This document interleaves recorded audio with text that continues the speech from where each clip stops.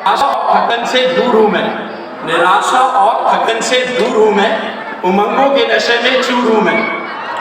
निराशा और थकन से दूर हूँ मैं, उमंगों के नशे में चूर हूँ मैं। न रोको पथ ए शिलाओ मेरा, न रोको पथ ए शिलाओ मेरा, समय की मांग का सिंदूर हूँ मैं।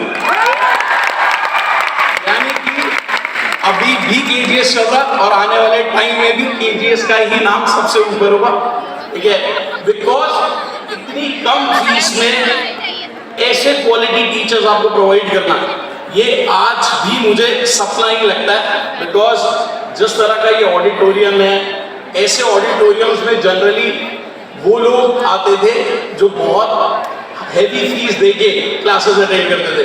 तो ये सब पॉसिबल हो पाया खान सर की वजह से, और ये सारे टीचर्स जो पूरी डेडिकेशन के साथ बच्चों को उसी क्वालिटी के साथ पढ़ा रहे। अब रही बात मेरे सब्जेक्ट की, मैं ज़्यादा टाइम नहीं लूँगा क्योंकि सब्जेक्ट तो मैं अपना पढ़ाई देता हूँ। तो मेरा सब्जेक्ट है मैथ्स, जिसको क्वांटिटेटिव एप्टीट्यूड बोला जाता है।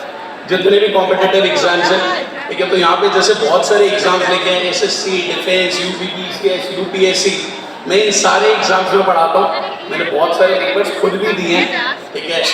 तो मैं स्टूडेंट्स को सिर्फ इतना बोलता हूँ कि मैथ्स को रटो मत, जैसे लोग फॉर्मूले रटते हैं, तो फॉर्मूले रटो मत, समझो कि वो फॉर्मूले आए कैसे, और मैथ्स को अपनी रोजमर्रा की जिंदगी का हिस्सा बना लो, तो आपको मैथ्स बहुत आसान लगेगा। जैसे अभी बीच में मैंने देखा था प्रिय रंजन सर आए, उन्होंने बोला मैं 33 साल पहले 1992 में आया था तैयारी करने। तो मेरा ये कहना है, जब आप ये स्टेटमेंट सुनते हो तो तुम्हें आइडिया हो जाना चाहिए उनकी एज का, ठीक है। कई लोग बोल रहे थे उनकी एज क्या है, तो यही मैथ्स है, ठीक है।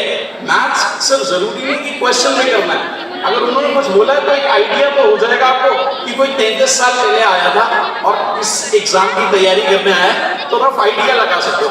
I am not talking about the exact as. तो मेरा सिंपल कहना यही है कि मैथ्स को अपनी रोजमर्रा की जिंदगी में लगाओ। अब अगर आप एडिशन करते हो, सब्ट्रैक्शन करते हो, जैसे बहुत सारे लोग मुझे जानते हैं कि मेरी कैलकुलेशन स्पीड बहुत ही फास्ट है, तो लोग कहते हैं कि आपकी कैलकुलेशन स्पीड इतनी फास्ट कैसे हुई। तो मैं उन्हें ये बोलता हूँ कि मैं जब छोटा होता था तो मैं गली में जैसे जा रहा हूँ, कोई गाड़ी का नंबर देखता था 6, 7, 8, 9, तो मैं डिजिट्स को ऐड करना शुरू कर देता था। जब मैंने ऐड करना सीखा तो मैंने मल्टीप्लाई करना शुरू कर दिया, मैं उनके स्क्वायर्स निकालने शुरू कर देता था। तो मुझे धीरे धीरे हैबिट हो गई और मुझे पता ही नहीं चला कि मेरी कैलकुलेशन कब इतनी फास्ट हो गई और वो सारे एग्जाम्स में हेल्प करती थी। तो जब मैं कोई पेपर देके आता था और मेरे को लगता था पेपर बहुत लेंथी है, तो मुझे लगता था बहुत ही बढ़िया है, क्योंकि अगर मेरी हालत खराब हो रही है तो मुझे लगता था औरों की तो बहुत खराब हो रही होगी, तो मेरा पेपर जनरली अच्छा होता था। तो अब मैं इस बात को यही पेंट करता हूँ बिकॉज बहुत सारे और लोग भी हैं जो आपको यहाँ गाइड करने आए हैं। So this is all from my side.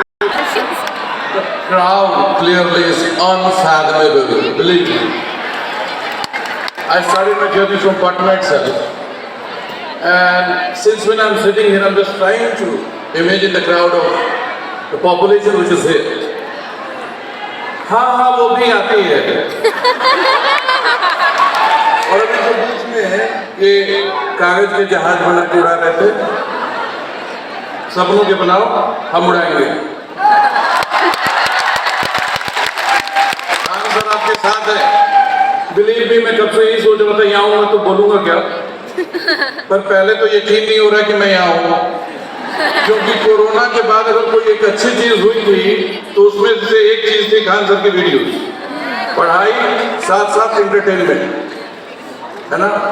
पढ़ाई जो एक एलीट वर्ग की एक बपौती हुआ करती थी, उसको वहां से छीन के आम लोगों को पहुंचाने में जो काम इन्होंने किया है उसको बयान नहीं किया जा सकता।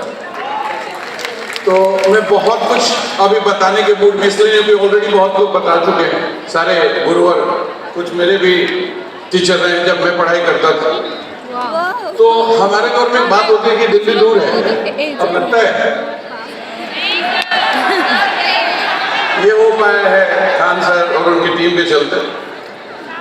एक चीज बस कहूँगा मैं, तैयारी करो आप, आपके पास सपने हैं, युवा हो, दिख रहा है जोश, और इतने देर से बैठे हो, ये बहुत बड़ी बात है। मूवी तो है नहीं, पर फिर भी दैट इज अनइमेजिनेबल। एक चीज पे सिर्फ ध्यान देना अपने, बाकी तो सब चीज हो जाती है। वर्क ऑन योर डिस्ट्रैक्शन, विकर्षण जिसको बोलते हैं, क्या चीज आपको हटा रही है इधर से उधर, उस पर बस ध्यान देना। और थोड़ा माहौल, हाँ उड़ा रहे, उड़ा। अब जब उड़ा ही रहे हो तो एक शेर करके खत्म कर रहा हूं मैं।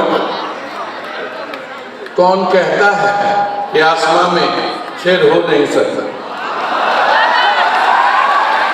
कौन कहता है कि आसमां में छेद हो नहीं सकता? एक पत्थर तो तबीयत से उछालो यारो। Thank you sir. अब मैं आमंत्रित करूंगा श्री अर्पित सर को।